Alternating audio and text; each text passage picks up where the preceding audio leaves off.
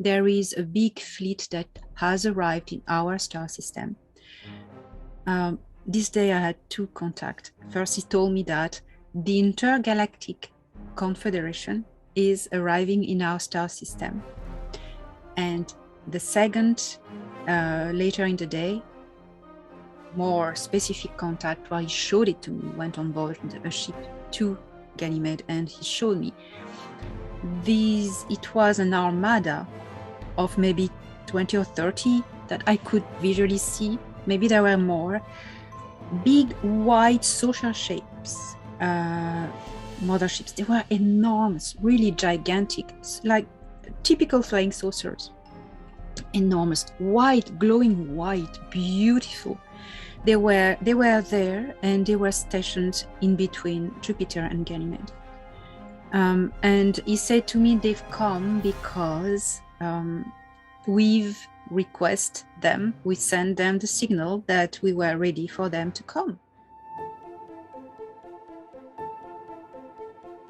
You're listening to Exopolitics Today with Dr. Michael Salla, your source for the uncensored truth regarding the human, extraterrestrial, social, global, and political agenda.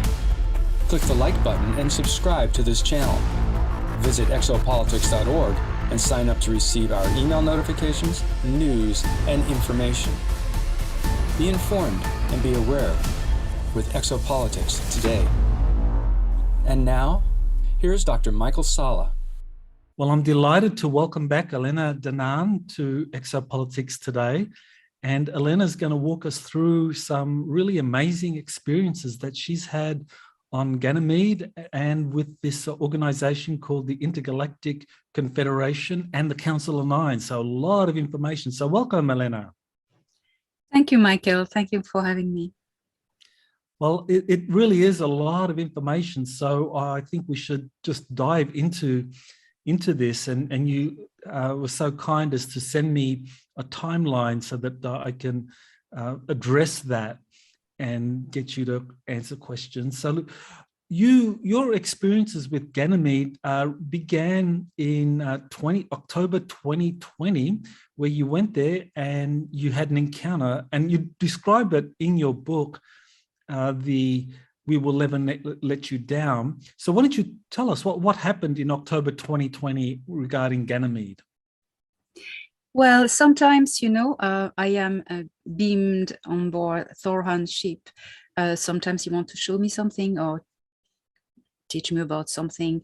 And this time, he took me, and we were going towards Ganymede. And he had an appointment with an officer there, an extraterrestrial person belonging to the Ginvo race. They are part of the Council of Five. The Ginvo, they are slightly smaller than us, and they have bigger head and smaller neck. Anyway, so I accompanied him, and he said I could be there if I'm quite in a corner. And absolutely. So we approached Ganymede, but before we passed by Jupiter, and always passing by Jupiter, it's, you feel the presence. I cannot describe it otherwise. The presence of Jupiter. It's the electromagnetic field is so powerful. You feel it. It's like if it's alive. It's like it's always incredible to pass by Jupiter. And then we arrive on Ganymede. The ship. We were in a scout ship, small ship. So we flew over Ganymede a little bit to join a facility. It was in the northern hemisphere of Ganymede. So first, the planet, when you arrive from space, it has brownish colors with a little bit of blues in the brown. And these opalescent blues are reflections of the thin layer of atmosphere. There is a thin layer of atmosphere there. It's frozen. It's very cold, and the atmosphere is like a mist. In some places, there are valleys, there are mountains, mountain ranges. I was told that there is oceans underground that I haven't seen. But we arrived in a valley, but the time we flew over Ganymede, I had the time to see constructions.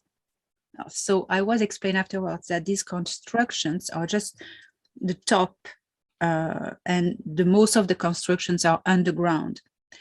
And so it was different locations with different types of architecture. So belonging to different groups. And indeed, I was told that Ganymede hosts different outposts from different extraterrestrial groups, all positive. I haven't been told about all the groups, but I've been told that there is one about the Galactic Federation of Worlds and one where we were going from the Council of Five and held by the Ginvo people. It's a big, big facility, very big in the northern hemisphere of Ganymede. We arrived there and we entered a tunnel going into a dome, and then there was kind of a well, and the ship went in it, and we were in an underground landing bay. It was a bit darker. There were a lot of fluorescent, looked like neon light, but it wasn't, probably something else. Yellow and purple. So when we went out of the ship, the airlock opened, and we started to walk down the ramp. I walked down the ramp. My two first steps, the difference between the inside, the atmosphere, the air in the ship and the outside, there was a difference. And it just aggressed my lungs. And it was very acidic, like vinegar, a smell of vinegar. And it was a bit burning. Like if, you breathe the vinegar. And I panicked a little bit, and Thoran told me, no, don't worry. It's totally breathable for you. You just need to adapt. And I thought in myself, okay, I need to calm down. And I just need to get on with it. That no choice. And in fact, after about 20 minutes, you get used to it because the system adapts. It's strange, but that's how it is. So I followed Thoran to a room. We were escorted by the Ginvo people, who are very nice. They are very slow moves and very quiet, calm people. They all wore uniforms, dark uniforms with a little bit of, I'd say, silver lines here and on the wrist. We arrived to an office where there was a Ginvo officer. So this office was oval, and there was a table in shape of an S. The Ginvo was behind. He was wearing kind of a robe, and behind there was a big window. Could see Jupiter far there. And so Thoran and himself discussed. I couldn't understand what they were saying. It was in a different language. I was sat in a corner, well, nice, not disturbing. But what I saw was amazing. On the table, there was a circle on the table, and a holographic dome appeared on the top of this circle, this disc on the table, big, I'd say maybe 2 meters wide. And inside there was a hologram of the galaxy, with a lot of lines and curves and little lights. Thoran gave the Ginvo a device. It was an oblong oval device like this, and it contained data. I suppose holographic data, because the Ginvo put it next to the circle on the table, and it changed the hologram. A lot of line appeared everywhere, and they were moving lines and modules inside with their fingers. And I've seen this technology already when piloting a ship. You have these holographic screens, and your own electromagnetism is going to act on the hologram, and you can just, with your finger, move inside the hologram things. So I suppose it was the same technology. My feeling about this meeting was that there was something planned, that they were planning something. I wasn't allowed to know this. Preparing something. That's what I sense. They were planning, preparing something that was going to happen on Ganymede. Afterwards, I was taken to a recreation area, and there was kind of a bar, and we sat there, and I saw, and that's when I understood how diversified is the occupation of Ganymede. There were different sort of aliens, like on Galactic Federation of Worlds ship, mothership, different kind of aliens. Some I might never seen before. Which was interesting, because when I'm on one of the motherships of the Federation, and I go in these recreational areas, I see all the aliens, I can identify them. But on Ganymede, no, there were others, probably not from this galaxy. I don't know, I never seen them. And there were also people from Earth, humans. I think I saw 4 or 5, if I can remember. They were wearing army uniforms. And one had I don't know what branch of the army it is. One guy had this brown, with different patches of colors, brown, green. Camouflage? Camouflage, that's it. With lots of pockets everywhere, big boots. One guy had that. And 3 or 4 other guys were dressed in dark blue uniforms. But you could see they were speaking in English to each other. And really Earth people, you can tell them from the other rest of the people. And they were, the blue uniforms were quite tight to the body, with a lot of pockets as well, and black stripes here on the arms, black stripes and the black color. So I saw that, and at the time I didn't ask a lot of questions, because I was, when you're in these situations, information comes from everywhere, smells, visions, sounds, and you're just overwhelmed by everything. But yes, humans were there, and so that's my my experience on Ganymede in October 2020. Very significant that you met humans there, that some of those were in regular military uniforms, army camouflage, as well as wearing some kind of dark blue uniform, presumably belonging to Space Force or some covert branch that has been set up that is working in space. Now, I have been talking with one of my sources, JP, and of course he actually works for the US Army at the moment, and he says that that they've been taken to Ganymede, and he also talked about the upcoming mission to Ganymede before he even went, that he was told that there would be a mission there, and that there was a fleet coming, that there was a very large group of extraterrestrials coming. So this was before he went in this year. And so it matches what you were saying, that back in October 2020, so over a year ago, you were there, and already the preparations and the knowledge was that another group was coming, that they would be making, I guess, a beeline for Ganymede and Jupiter. And so that's very significant.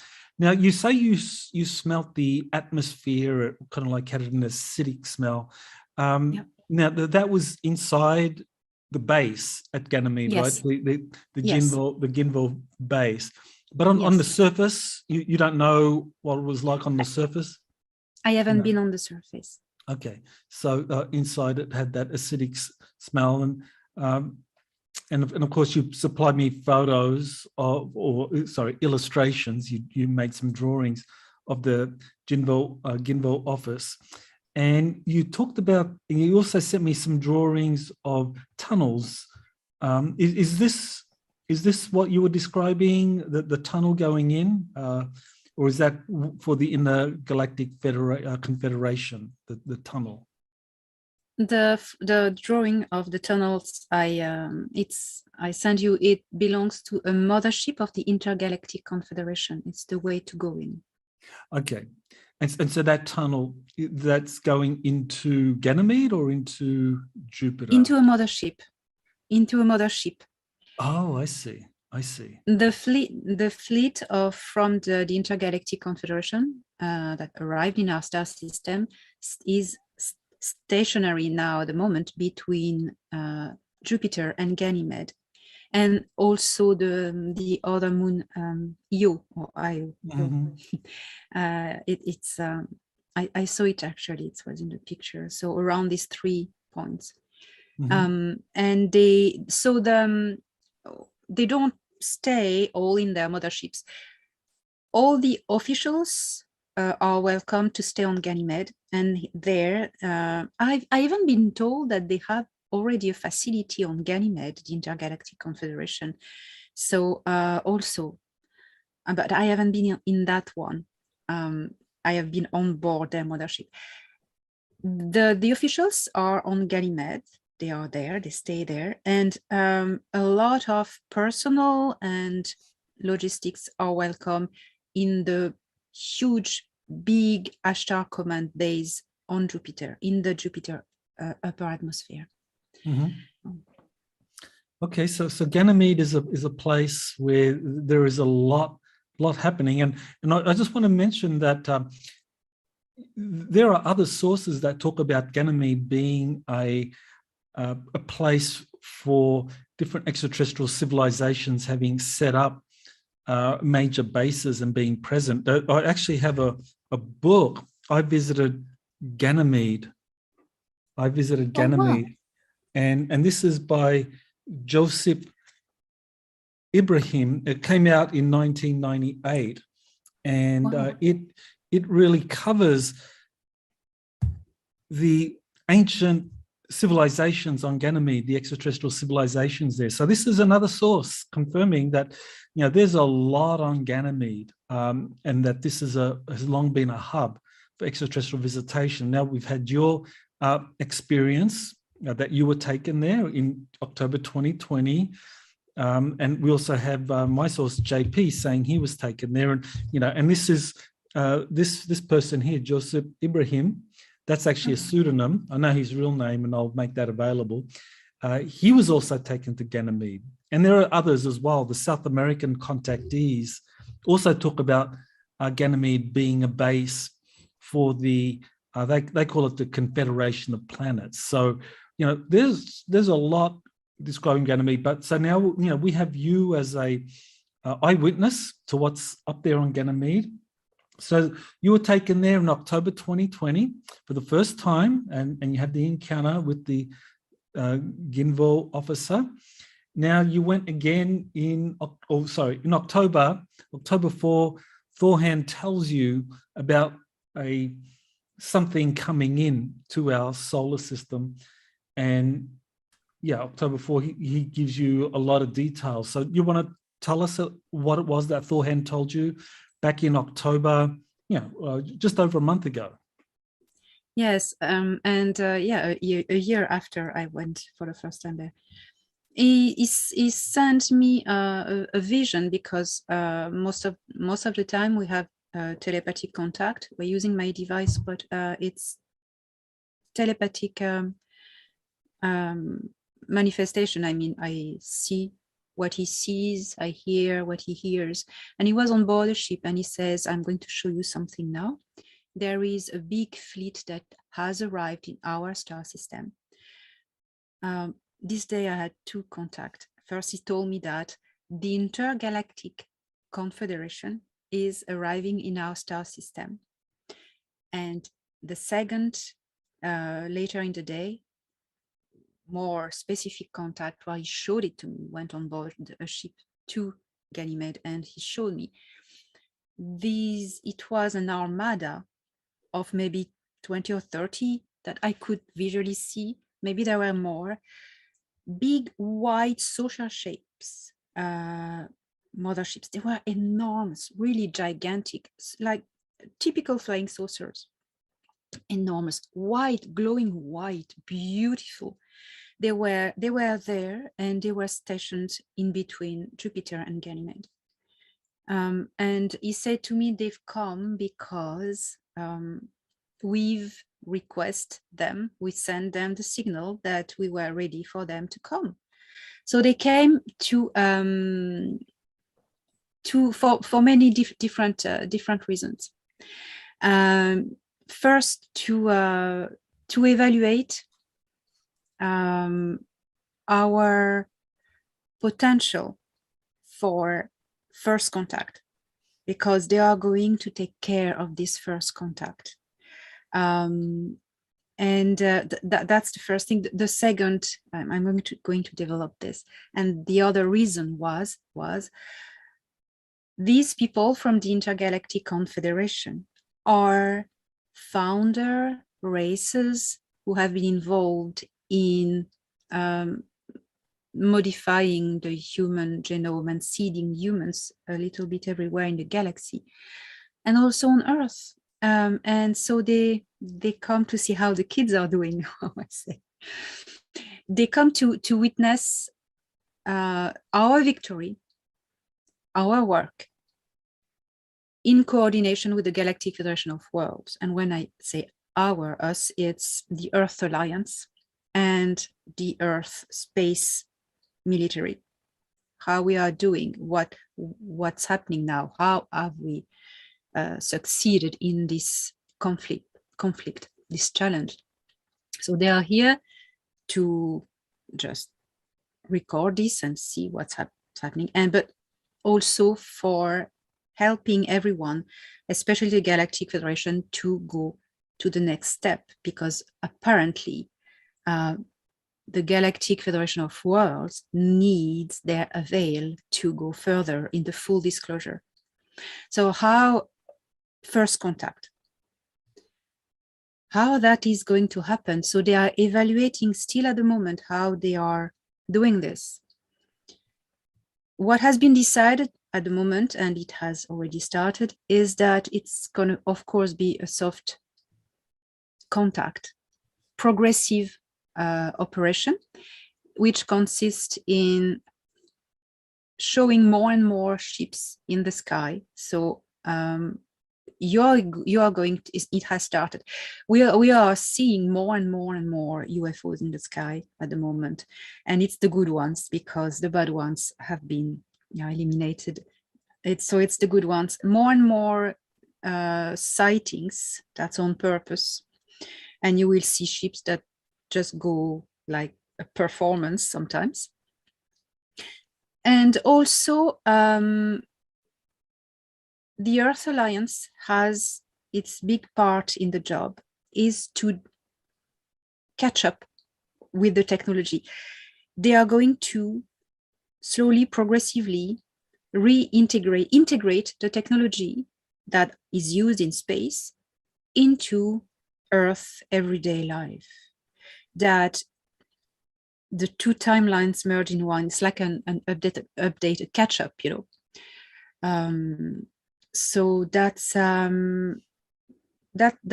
what they come for, these people.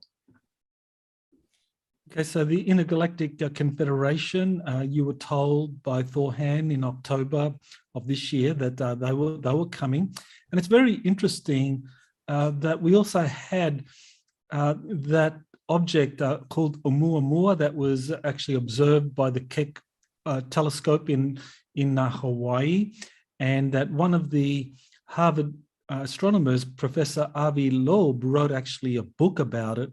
And it's interesting that the term Oumuamua means advanced scout ship, So, the question here is, well, was Oumuamua part of this incoming intergalactic confederation fleet, that it was like literally a scout ship for that, to kind of like let humanity know that we're coming? Because I remember that was one of the things that my source JP told me, because he did talk about the Oumuamua. I never discussed it at the time. I never released what he had said about Oumuamua, but he said that it was coming, and that the military had been told that there's a large, very large, powerful fleet of benevolent extraterrestrials coming in. So that matches what you said. And these, you don't know JP, you never met him. So this is completely independent information, but it corroborates. But I think also it'd be interesting to know, do you think, or do you know of Oumuamua being in any way related to this intergalactic confederation fleet? Well, I had asked that at the time, Thorhan, what is this? And he said, it said it's a probe. It's a probe from a very ancient civilization that was there at the beginning of human race. And he didn't say more. So I suppose it's what it is, a probe. Could be a scout ship, could be the same concept, something that is sent to just record and see how things are going. And like you send something in advance to know if the ground is ready for the big artillery to finally come. So that an ancient civilization, yes, that's the Cedars, I would say, could be that. It matches anyway. Yeah, that's very important, because Avi Loeb, that Harvard astronomer, he's gotten a lot of attention because of his book and his belief that this was an ancient civilization, or that this scout craft belonged to some ancient civilization. Of course, he hypothesized that, that they sent that hundreds of thousands of years ago and they're probably long gone. But I think he would be very interested to know about your information and JP's information, that this scout craft actually belonged to a fleet that was coming in, and that fleet has arrived. I sent you, I know you will add it to this video. I sent you a drawing, a rapid sketch that day of October 4th, when Thorhan showed me by telepathy the visuals of this fleet arriving, and two of the races that were on it. I sent you at the time, I think the same day, through Skype, this drawing. So it's dated, and there are these big saucer shapes and also big oblong scout ships. That could be, it really makes me think about Oumuamua. Really makes me think about it. Right, that's one of the shapes. Yes, that's one of the sketches that you sent me of the Intergalactic Confederation. So you're told about this incoming fleet by Thorhan on October 4 of this year. And then on October 12, you have physical contact. And so why don't you kind of like tell us about that? I know we've covered it previously, but why don't you just kind of like say, well, what happened with your physical contact? Yeah, so I was granted the privilege to go and meet them. So Thorhan picked me up that day, and he already had met them privately, and he took me there. Not that time, not on the regular scout ship where we always go, but in a Ohorai spherical ship. And this ship can shift in very high densities. So I think that's why this ship was taken. So because inside of these intergalactic confederation motherships, there are different densities of beings. So that was, I don't know the details, but that's what I was explained. We went there in this spherical ship, which was absolutely incredible, and never been in this Ohorai ship. It's like the walls inside are transparent. You can walk through the walls. It's really weird. So we arrived. They clipped me the belt, density belt, straight away as I beamed. So I really think we were in a higher density. I really think.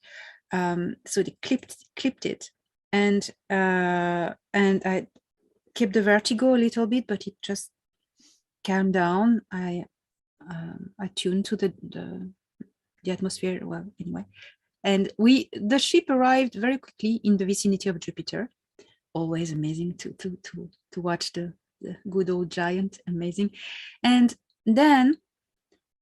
I sent you a drawing of this vision. So there was Jupiter on the left corner, and on the right, the curvature of Ganymede. And very, very far in the bottom, a little red planet. I will explain later. It was Io, the moon Io. And in between, there was this armada, this fleet of huge white saucer-shaped motherships that means it's miles and miles and miles and miles. It's I think, well, seeing the Ganymede, you know, the ships were big. We approached under the belly of one, and we slid slowly under it, and we arrived. There was a row of airlocks, but they were entrances of tunnels. That's the drawing I sent you, this one with the tunnels. And it looked, the architecture looked very organic. It was what shocked me. It was different. This architecture, it was different from anything I had seen before. When I am in space, I always encounter very cold and steel and, you know, metal, and it's what's not necessary on a ship is not there. It's the bare necessary on the ships. But there, the ships were beautiful. It was very organic, like vegetal nearly. That was what shocked me. So we went in this tunnel and arrived in the belly of the ship, in a big landing bay. Another thing that shocked me, there were sort of crystalline walls that were shimmering with crystallizations. But that was unexpected, but that was there. And the ship, our spherical ship, just landed, and we went out. The air was breathable and clear. It was all right. And a committee came towards us, and they were composed of different races. I've never seen none of them, ever. There were 5 races that were presenting to us. One was, they were very tall, very, very tall. They looked like, how to say, very, very, very thin, long neck, very high neck, and very high skull. For those who watched Star Wars, the Kaminoans in the Clone Wars, the Kaminoans, it was these kind of beings. That's the reference I can give. These ones, I was told, were the original Patal. And it was absolutely amazing to watch them. And this name Patal has been given to other different races. That's one. Another one was a kind of froggy brown being. There were small grays, but a species of grays I'd never seen before. They had smaller skull, more proportioned like humans, and the eyes were like this. Normally the grays have eyes like this, but they were like this, and very narrow, incredible. And there were two humanoids races. One was tall blonde. These were the Egon. And another one was very tall, like 9 feet tall, white, tall white. These were beautiful. They had white skin, eyes like Asian eyes, very wide, but Asian, like Asian, thin like this, and blue, long hands and longer arms. The arms were a little bit longer, than our proportions. These were the ones who made contact with us. What I was surprised was the language. It was frequency. It was like, I don't know, radio waves, or, like dolphins. I could hear sounds like dolphins talking, but it was pleasant. And it was frequencies carrying modules of informations. So that's how they were communicating to us, sending this in our head by telepathy, but you can hear as well the frequency. And each module carried images, data, stories, and it was more of a personal interaction regarding to our personal selves. And it was very life-changing. That was first the way of communicating, and then this encounter. I mean, I met many different extraterrestrials, but these ones, it's different. I don't know how to explain. They touch your soul directly, and you are changed. Honestly, I was changed when I came back. So that was my my first contact. Mm-hmm. Now, very interesting that with this tall white race that you saw, that you met when you were taken into the mothership of the Intergalactic Confederation, that tall white race, that matched the description that Robert L. gave about his contact experience back in 1969, when he spent a year in a cave or in an underground base in the Himalayas, and that was the same group. And he actually mentioned the name, which is again a remarkable corroboration for what you were saying, because he talked about this Intergalactic Confederation back in 1969, that he met them and was spent a year with them, that they had a base, and that they described themselves as the Seeders, as conducting these galactic genetic experiments, and that they were using his his genetic material to possibly seed a race, a human race in another galaxy. So that was very good corroboration for what you say you met in this intergalactic base, or in the mothership. So yeah, very good corroboration there. Yeah, yes. What I can add about this is that the Intergalactic Confederation and the 9, it's two different things. The Intergalactic Confederation is a group of incarnated extraterrestrial people, even if they are in different densities also, they're all incarnated. And the 9, it's non-incarnated supra-consciousnesses that are something totally different. But so the 9 are not part of the Intergalactic Confederation. They are part of nothing. They stand in a void. But the Intergalactic Confederation refers to them a lot like a higher management, superior management.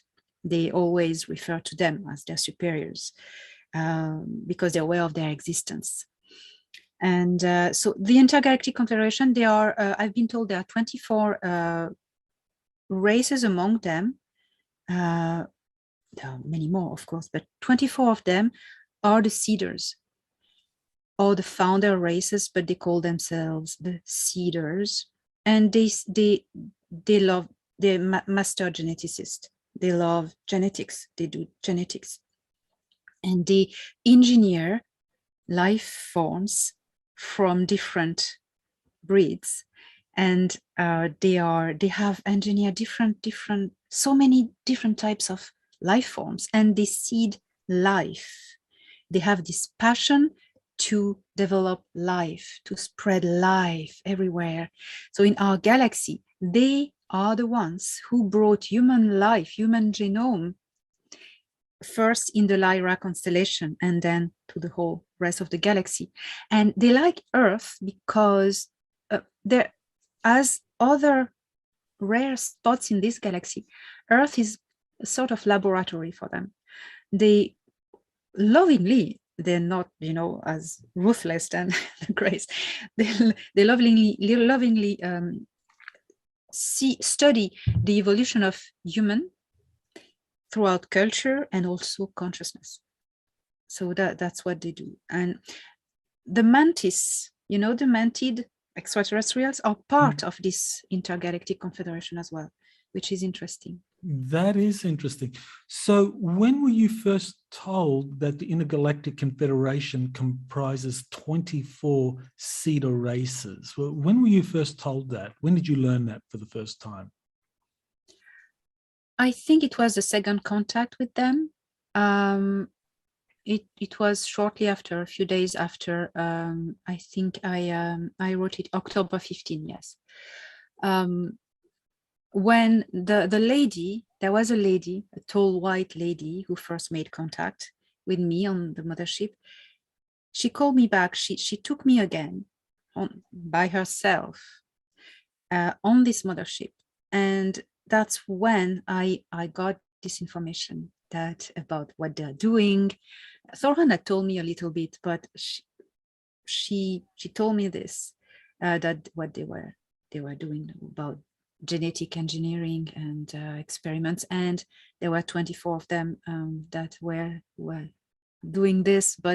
And she said something. She said, we are a lot of different cultures, but not as much diversified as all the life forms we engineer. So that's what she said. She showed me a place in a galaxy where there's no name on this galaxy, it's just numbers, and where she was coming from. So she showed me different things. Yeah, that was at that time. Yeah. That's great. Very important, actually, because that matches exactly what the Council of Nine told Phyllis Schlemmer, Andrea Puharich, Gene Roddenberry back in 1973-74. They actually described 24 civilizations that are the Cedar race, and that these 24 civilizations work directly under the Council of Nine, and that under the 24 Cedar races are all these other extraterrestrial races doing all these other things, but the 24 civilizations, and they refer to them repeatedly throughout the Only Planet of Choice, which is the book Phyllis Schlemmer wrote about the channelings of the Council of Nine, describing the 24 civilizations. So you didn't know that. So the fact that it matches, and that they were talking about that as far back as 73, 74. And of course, Gene Roddenberry had a lot of questions about the 24 civilizations, about when they would land and show themselves and so forth. And that was very important information. So yeah, I mean, your information and your contact experiences with the Intergalactic Confederation, not only matches what Robert L. talked about, that French contactee talked about in 1969, but also matches what the Council of Nine was telling Phyllis Schlemmer and these others from 1973 right up until 1993, when the book The Only Planet of Choice was written. So yeah, it all matches. That's incredible, but I think I'm not surprised. Yeah. I think I'm not surprised. Mhm. And the Intergalactic Confederation is back, and the Nine are making contact again. So that is very interesting. I had a contact with the Nine, unexpected. I didn't think I would have the privilege, which was very another step in the life-changing Mhm. process. It triggered a lot the emotional. I can talk about it as well. Yeah. So just to clarify, you had a second meeting with the Intergalactic Confederation where you just met that female, the tall white female, Una. I don't know if that's how you Una. pronounce it. Una. Yeah. Okay. So, Una. They okay. don't have names, but their names are frequency. So Okay. they do not have names. So, but they give names for us to identify them, which are not really, it's just made up names that match the frequency of their real name. But it's like if they were telling you, they wanted to tell you their names in like talking like dolphins, you know, so you wouldn't understand. So Una is the closest translation to, so that's the name she gave me to identify her. Yeah. So Una contacted you and brought you up for a second contact meeting on their mothership out there between Ganymede, Jupiter, and Io. How did that happen? Can you describe what happened? You were at home, and you know what happened? Did you get a telepathic message, and how did it happen? Just walk us through the transportation. So it happened. She did that twice to me. The first time, the second time it was linked with the meeting with the Nine. But so I suddenly felt extremely tired. It was in the middle of the afternoon. I was well awake, and I felt extremely tired, and I really needed to go and lie down. It was really weird. I couldn't resist it. It was like something falling on me, and so I laid down, and a vortex appeared above me, and I tried to fight it, but then I just fell into it, and it's like my consciousness was just propelled.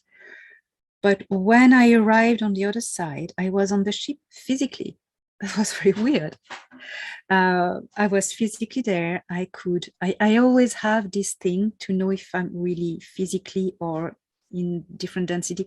I tapped my feet on the ground, and it was solid. And I was there, and she was there as well. So I think she pulled me. She pulled me. It's like a teleportation, I suppose, their way. You know, I just fell asleep, and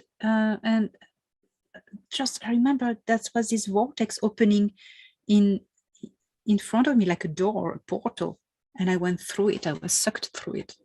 That was like, it happened like this. Very impressive. Okay, so that was the second meeting with her. Yes. And then you had two more meetings, but this time with the Council of Nines. So why don't you tell us how that happened? That is very interesting.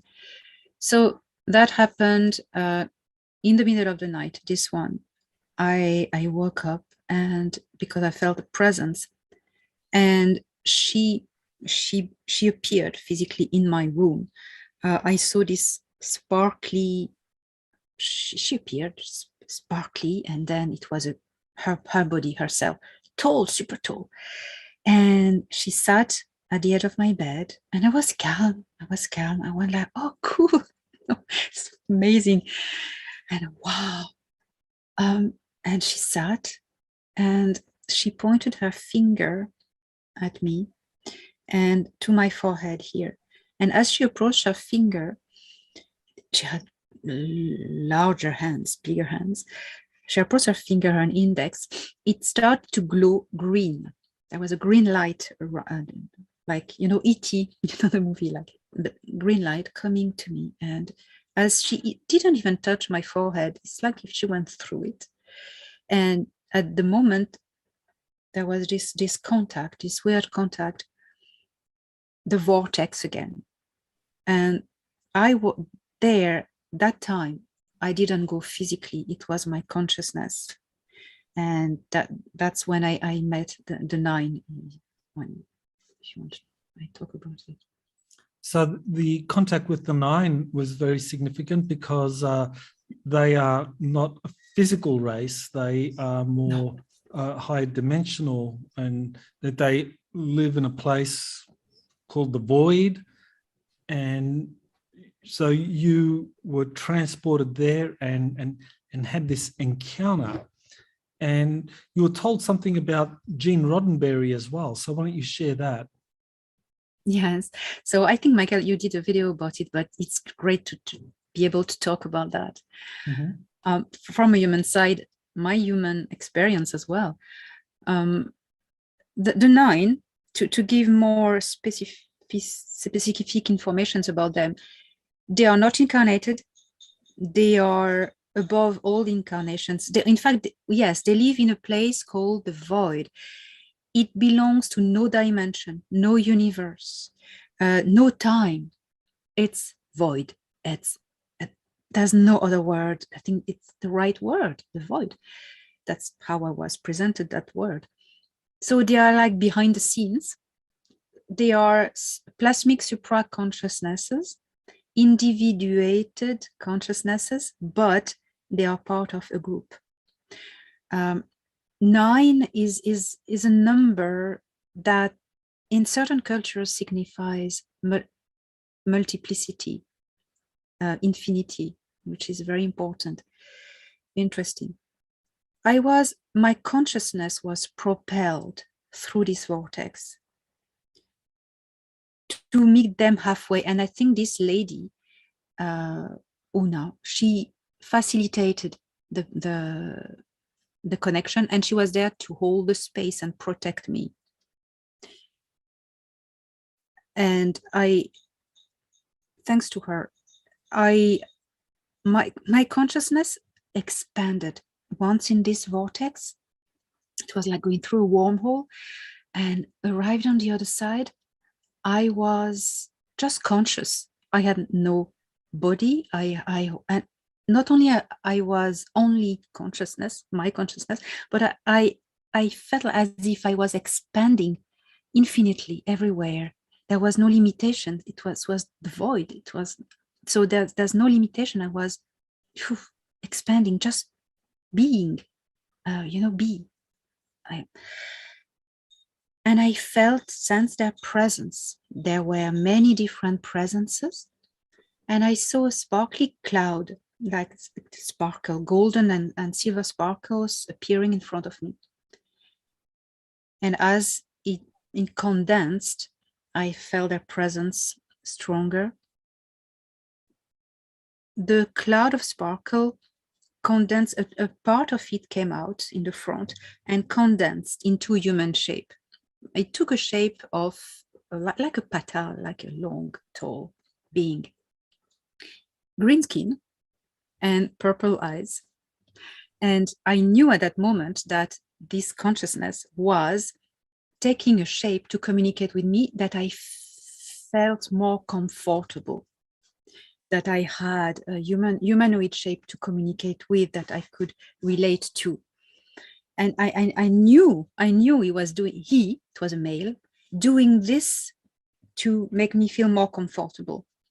That they can't take any shape. They can transform into anything they want. So that's something that we need.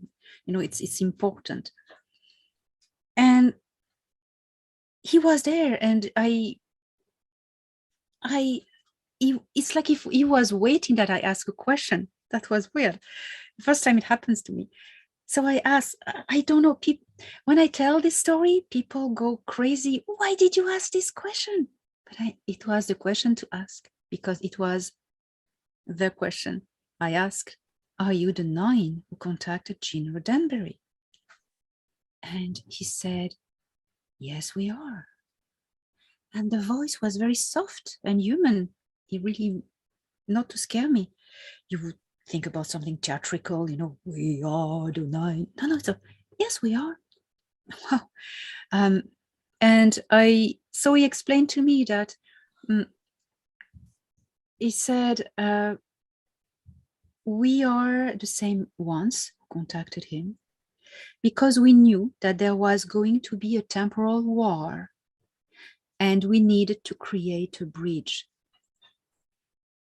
He explained to me that in the past, they contacted a group of people to create a part of the bridge, to embed the template of our future, to hook and just anchor the timeline of our future in the past already.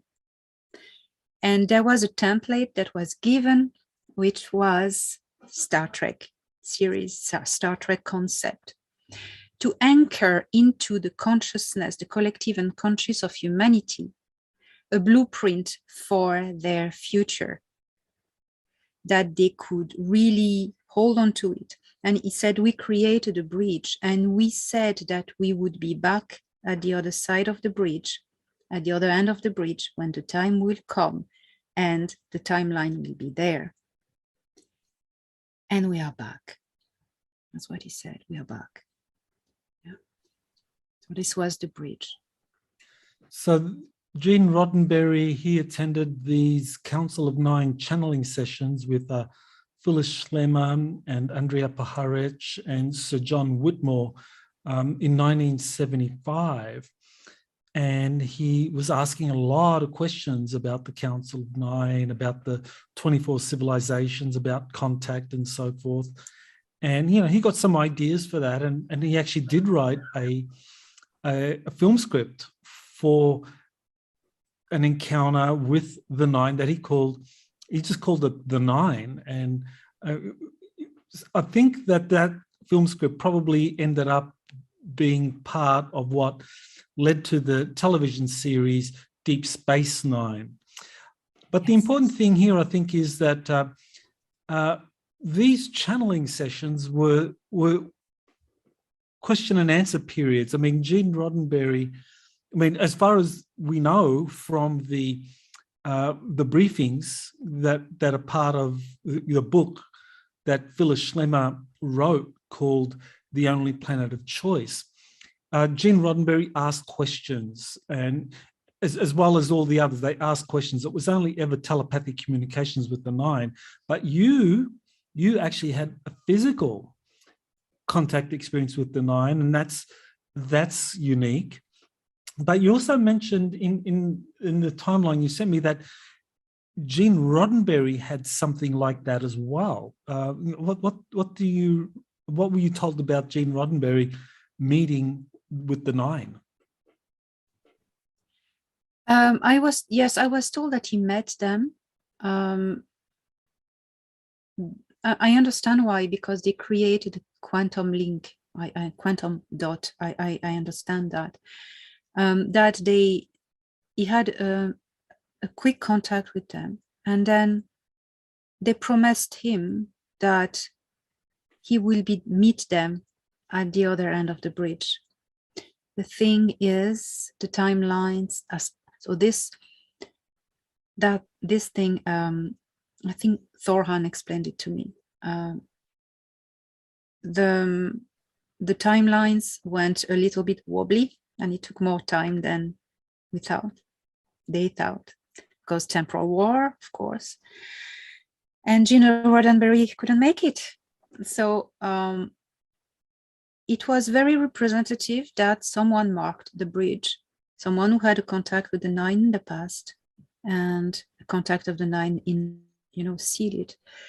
And the second choice after Gene Roddenberry, who passed before things could happen, was William Shatner, because he was there at the start, he was there at the end, and he was a symbol. He's a symbol. He represents, this future. Is just. Just for that, that was the best second choice. Right, that's very interesting. We did cover that. I remember covering that from some of the information you shared, that William Shatner when he went up on that Blue Origin rocket, that was actually a cover for him joining this delegation to meet with the the Intergalactic Confederation, that he had a meeting with them. But you're saying he actually got to meet with the Nine as well? I haven't been specified, but probably. He met with the Interesting. Intergalactic Confederation, but he probably met with the Nine because he was meant to do the bridge. But when these things happen, it's so, emotionally wrecking and intense that they can protect you by concealing a bit your memories, that it remains like a distant dream. You don't know if it really happened, just because I understand that. Because after I met the Nine for the first time, I went through a week of emotional turmoil. It's like all my emotions that were still blocked just were processed. Griefs of people I hadn't grieved, for instance. And I cried. I cried for days. I didn't know what was happening to me. It was like an emotional cleansing.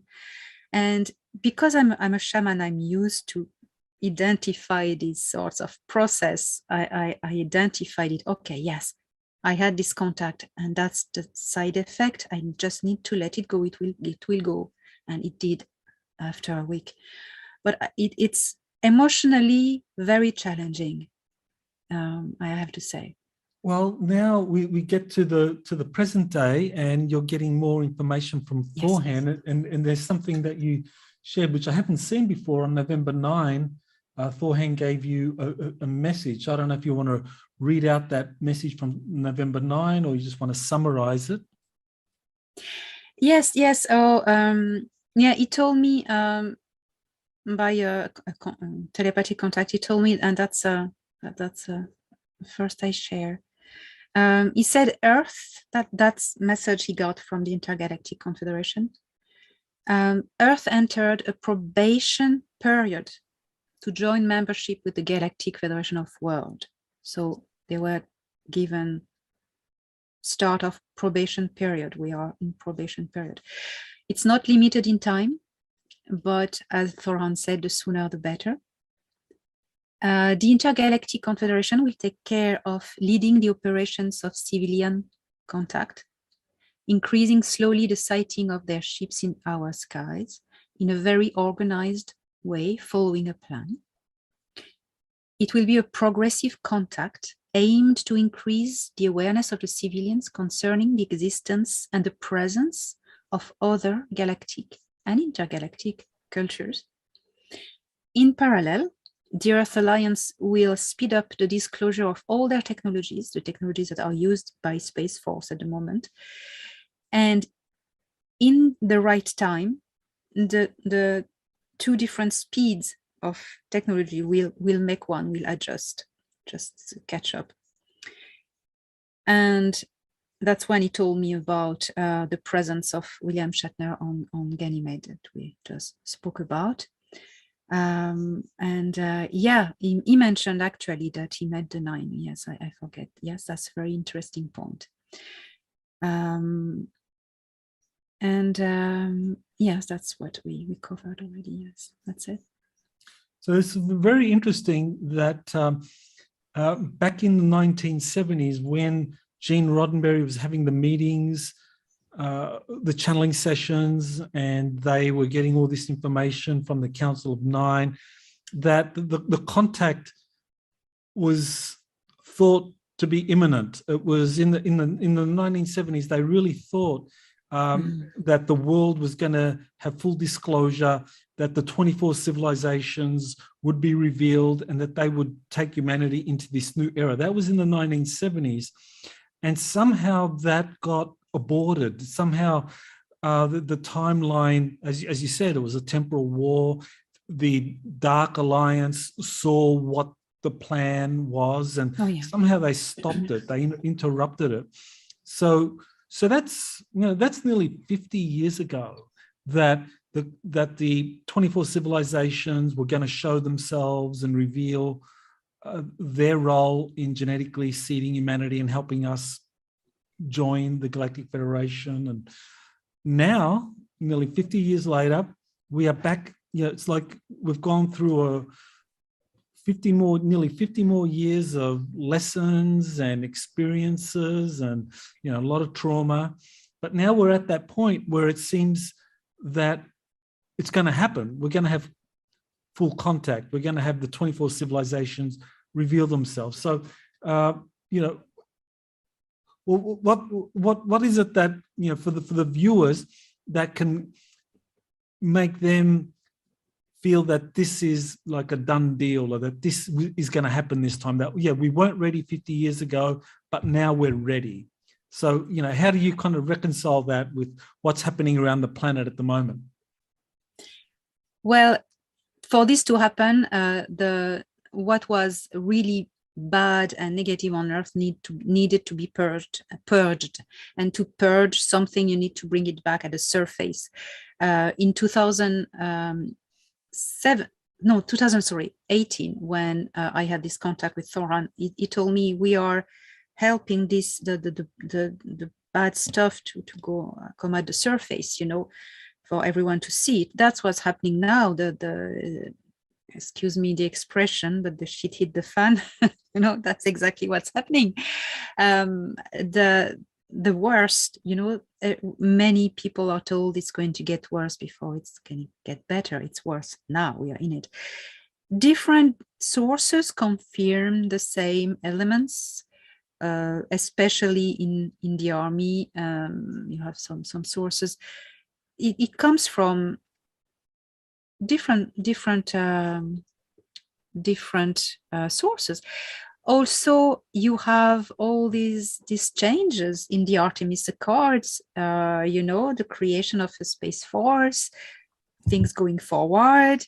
You have all this technology that's just rocketing, and it's going to go fast. And that's the sign of a future developing in the right sense. When you see what's happening in space, on Earth, all the bad things are coming up to the surface. All the evil plans of bad politicians and anything else are just being revealed. That we see it and we fight it and we resist it. It's all signs that this is happening, and also what the Intergalactic Confederation said they are doing. They started to show themselves, and the Galactic Federation as well, in our skies. People are seeing more and more and more and more UFOs every day, more and more UFOs, and that's a sign that that's happening, and everyone is starting to talk and with the same narrative, So open your eyes and see what's happening. See what's happening. Raise your nose from the horrible stuff that are being revealed, and look up everything that's happening around, above us. That these are signs. Yes, I agree with you. I think when we look at what's happening in space today with the Artemis Accords, the creation of Space Force and Space Command, the creation of a multinational space alliance, all this points to space now becoming the new frontier for humanity's expansion of activities and consciousness. Because, the thing is, when we as a civilization begin to start to populate space, conduct missions into space, it's not just we're sending technology there, we're sending people out there, our consciousness expands. And it seems that back in the 1970s, we weren't there yet. We weren't ready yet for that. Our consciousness still had to expand.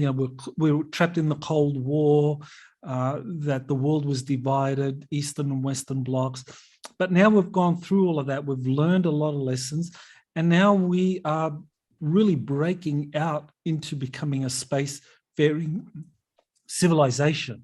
And so this is really what's different. I think that the Star Trek future is is happening now, as opposed to 50 years ago when Roddenberry was attending those Council of Nine meetings. It was still just an idea. It was a seed that had to be nurtured through his television series, through the channeled information to get out. But now it's actually happening before our very eyes. Yes, even the logo of the Space Command is, it's from Star Trek. I mean, it's the bridge. The Federation is being the Earth Federation, Space Federation is being created with the Artemis Accords. That's what it is. The Artemis Accords are the start of Starfleet. That's what it is to me. It looks really like it. And we have the power to co-create our reality. When we focus on something like Star Trek, everyone wants, maybe not everyone, but a lot of people want a Star Trek future where the world is in peace, federated countries. And so we focus on it and we dream and we manifest it. That's what the Nine wanted, And there was this program of information also being displayed in the Star Trek in time. Not all at once, through time, the informations are going out in the series, like Deep Space Nine. When Deep Space Nine came, we were ready, consciousness ready to understand it. If Deep Space Nine concept was out in the 70s or 80s, we wouldn't have been really ready to understand it. But now the concept of, look at that, there's a wormhole, there's a void, there are, they call them prophets. And what's interesting is there are founder races in Deep Space Nine. And also that's something interesting. There's a lot of hints. But look at the logo of Space Command. It's not a fantasy. If it's the same logo as the Starfleet Federation of Star Trek, it's not a fantasy. It's a purpose. It's the bridge. It's the bridge. And Michael, as I was reading again my notes to get the dates of my contacts right, I was writing about the bridge, and I had this idea, this time bridge. We do that with relativity and, linear time, and the bridge. That's the bridge on linear time. That's what the Nine created with Star Trek, the bridge. 1970s, nowadays, that's what happened, what they did, and it worked. They said it worked. Mm-hmm. So things are getting very scary on Earth, but that's part of the process. And we need to look at the stars and see what's happening out there. All the evidences are there. So, yeah. Yeah, it's very fascinating connections there between, the Council of Nine, the 24 civilizations, or the Intergalactic Confederation, the connection with Star Trek and Gene Roddenberry, and that all took place in the 1970s, and here we are in the 2020s, almost 50 years later, and now the connection with the Council of Nine and the Intergalactic Confederation has emerged again, and you're clearly a major player or conduit for that, through your meetings.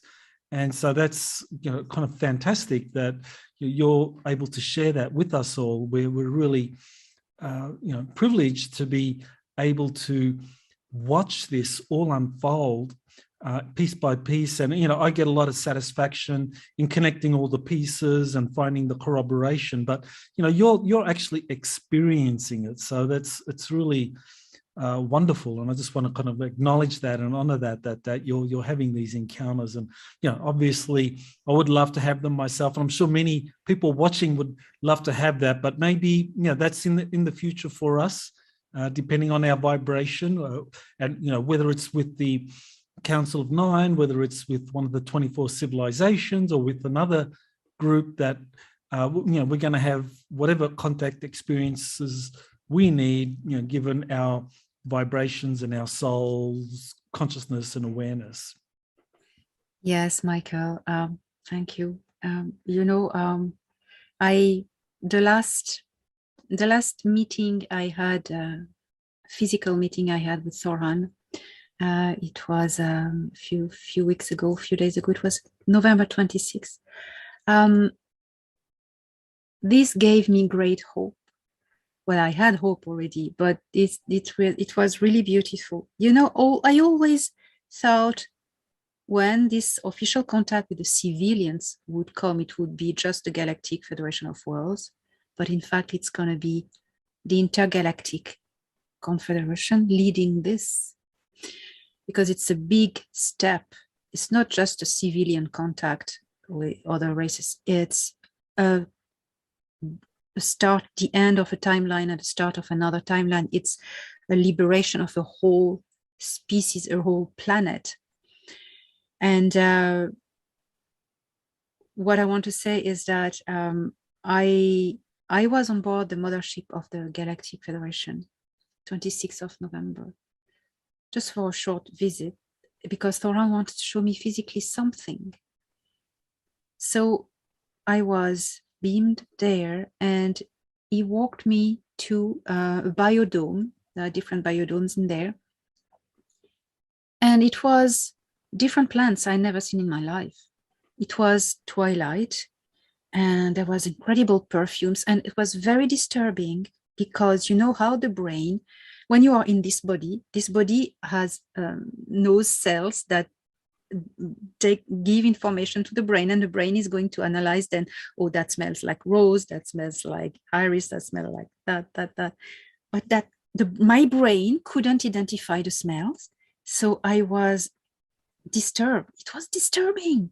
You don't have the data here in the database, so that first, and then fluorescence of colors. These vegetables were fluorescent in the dark, but not whole of the plants, just the sap. The sap was fluorescent, and it was you could see the sap fluorescent, and especially at the edge of the leaves. And I was like, wow. And Thorhan told me the Intergalactic Confederation people gave these plants to us, that we accustom them to the Earth atmosphere, and we have the task to modify their genetics as for these plants not to become invasive, not to reproduce easily, just to stay where they're told to stay. So that's what they're doing. And these plants are going to be one of the gifts offered as an official contact. You will see that. We will see that they will offer plants, and these plants will glow in the dark, and they'll be able to thrive in our atmosphere. Seeing that was exhilarating, that's really happening. And so they will send first humanoid races, and then the weird ones will come after, because we need not to be too disturbed at first, because there are weird shapes out there. And I assume these plants that they are gifting humanity, I don't know if it's going to be a food source or a medicinal, but I think probably they would be very nutritious, or if it's a food source, or if it is medicinal, it would probably be very transformative. So you don't have any idea of what the function of the plants are? They have. Well, not exactly, but I was told that they are not decoration only. They wouldn't go through trouble for that, he said. They have many properties that will be useful to Earth and Terrans. So I don't know what these properties are, but they will be given for specific properties, not for decoration only, like bring flowers. Great. Yeah. Well, that catches us up with all of the experiences that you've recently had. So So what's next for you? I mean, what is it that you're working on at the moment, or is there anything you want to announce for the viewers that want to follow up on this information? Well, I am actually writing about all of this and putting inside all my human experience and my emotional side to try to take people with me, just describe as much as possible the sensations, the thoughts, the emotions, and also so this, and I look forward to new contacts with the 9 because I had this contact. It was November 3rd, and you know how they are not in any timeline. So this contact is I sent you a drawing. It's like a singularity, this contact that is affecting my timeline. So times to times, I have residual contacts with them. It's like there's the moment I met them, it was like a singularity, and there's a sphere around it with like a grid and nodes. And as my timeline goes, linear Earth timeline, I meet these nodes. So I had already twice information delivered. I feel the vortex, the whole room dissolves, and I'm in the vortex, and I receive this information like images and thoughts, and then it disappears. It's very difficult to reattune, and I write them down. So I think that's gonna happen again, hopefully. So I look forward to this, and I'll share, of course, everything. So that's where I am at the moment. Wonderful. Well, thank you, Elena, for coming back on the show. It's really great to hear from you and to update people on what's happening today. I think it's so important that people have some hope that we really are going to be entering a wonderful new age, and that there's so much to look forward to, that not to be overwhelmed by the negativity around us, but to just look at the many positive things happening behind the scenes, and that once these announcements are going to start coming out, our world will change incredibly fast, and we're going to be really in for a really wild ride. So thank you, Elena, for sharing.